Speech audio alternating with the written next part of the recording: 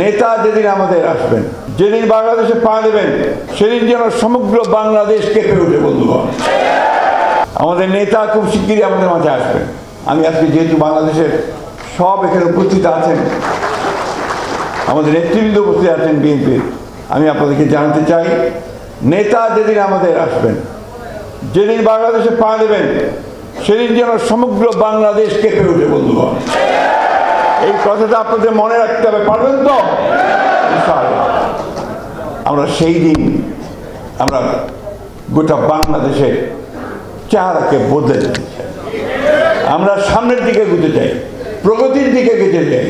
বাংলাদেশকে আমরা বাংলাদেশকে একটা মর্যাদার আসনে প্রতিষ্ঠিত করবার জন্য আমাদের নেতার যে চিন্তা ভাবনা তাকে বাস্তবায়িত করার জন্য আমরা সামনের দিকে এগিয়ে যেতে চাই। আমি বক্তব্য দীর্ঘ করবো না। এখানে আমাদের বিষয়ভিত্তিক আলোচনা করবেন আমাদের বিশেষজ্ঞরা আছেন, তারা আপনাদেরকে সব বলবেন।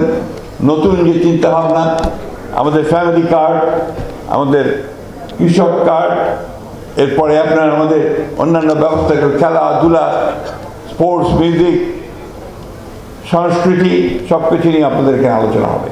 আপনারা শুনবেন এবং এই আলোচনাকে মনের মধ্যে গেঁথে নেবেন। শুধু শুনবেন আর নোট নিলেই হবে না, এগুলোকে জনগণের সামনে উপস্থাপিত করতে হবে যে আমরা এই কাজগুলো করতে চাই। এইটাই যদি আপনারা করেন, তাহলে নিশ্চয়ই জনগণ আপনাদের দিকে আকৃষ্ট হবে, আপনার জনগণকে অন্য করে। বন্ধুগণ, মানুষের জীবনটাই হচ্ছে সংগ্রাম। তেমনি একটা জাতিকে উপরে উঠতে হলে তাকে সংগ্রাম করে উপরে উঠতে হয়। আমরা সেই সংগ্রাম বারবার করেছি, বারবার আমাদের জনগণ প্রাণ দিয়েছে, আমাদের ছেলেরা প্রাণ দিয়েছে।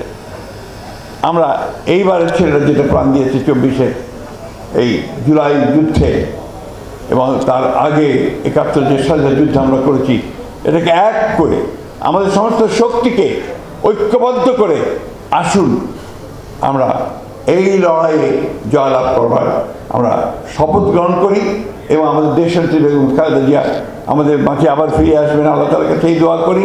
আমাদের নেতা যিনি আমাদের মধ্যে ফিরে আসবেন, সেই দিন থেকে আমাদের একটা নতুন লড়াই শুরু হবে।